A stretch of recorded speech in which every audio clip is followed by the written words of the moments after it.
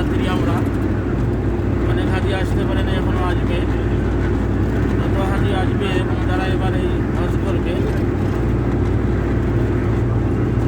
সবাই হজের মাবরুর আল্লাহ তাআলা যেন কবুল করেন, আল্লাহ তাআলার কাছে আমরা চাচ্ছি।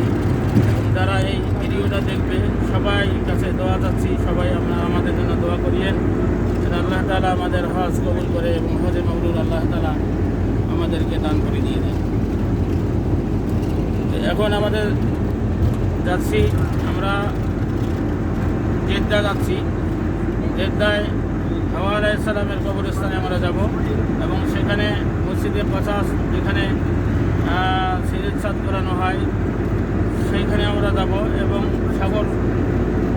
সাগরের পরে আমরা যাব সৌদি সাগর।